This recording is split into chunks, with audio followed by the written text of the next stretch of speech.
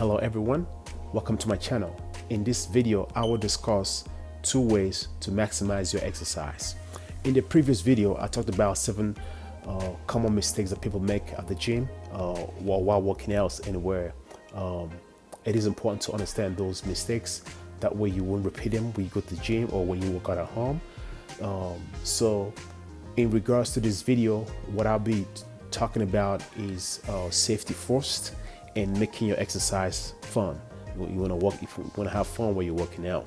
So those are the 2 things I'll be talking about today: making your exercise safe and fun. All right. So to start off with, I'll talk about the safety measures and making your exercise safe. So when it comes to this, I could think of weight training, resistance training when it comes to like safety, because in lifting weights, you want to be able to control, keep the movement slow and controlled. That's what you want to do, because you don't want to jerk the weight. So in the previous video, I talked about the mistakes associated with jerking the weights, because you might sustain injury along the way. So you don't want to jerk the weight when you are lifting weights. So it's important for you to take precautionary measures when you're lifting weight. So you gotta keep the movement slow and controlled. It's very important. So don't lock your joints. Don't lock your joints as you extend your arms or legs. So whichever area you're working out. So don't lock it. Okay. Stretching all the way won't help develop your muscles or put you at risk, for injuries to your elbows and knees. That's what it's gonna do. So another thing we're gonna be thinking about is remember to work on opposing muscles. So if you're working on a muscle, you always have to think about the opposing muscles. For example, if you're working on your chest, what should you be thinking about? You should be thinking about the back muscles as well. So you want to make sure that you work on both sides of the muscles. For example, the pec majors, the pec minor, all the muscles right up here in front. So when you work at these muscles and leave behind the back muscles, it's gonna affect your posture. So in this case, you want to work at the pec. You want to also work at the back muscles like the trapezius, the rhomboids, all the deep muscles, the spinalis. Get to all the back muscles. That way you have a proper workout, and it helps keep your posture correctly. So because why do you want to work out the opposing muscles? Because like neglecting the opposing muscles group can cause muscular imbalances, which you do not want when you're working out. So again, this can lead to problems like your posture balance and everything like that. So you want to have good posture, you want to maintain balance. So always remember to work out the opposing muscles. So not just the chest and the back, even with the other muscles like the biceps and the triceps. So when you work out the front, you also work out the back. That way, you keep the balance going. So it's very important. So another thing the second point, I want to talk about is, making your exercise fun.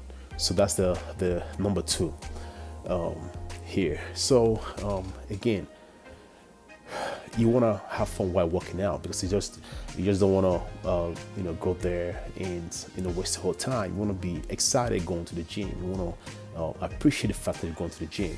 So but when you go to the gym, 2 things you're going to be doing. It's either you are working on duration, or you're working on intensity. So by duration, I mean like running a treadmill or stuff like that.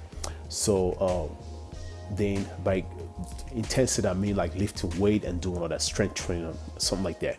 So when it comes to increasing the duration, so it's always good to gradually increase the duration. So if you can handle, for example, you are on the treadmill running, if you can handle 10-15 minutes, you start out 10-15 minutes, then you build your duration as you go along. It's about building endurance as you go. I'll give an example with myself. I remember when I put myself on a challenge, trying to get to 14 miles.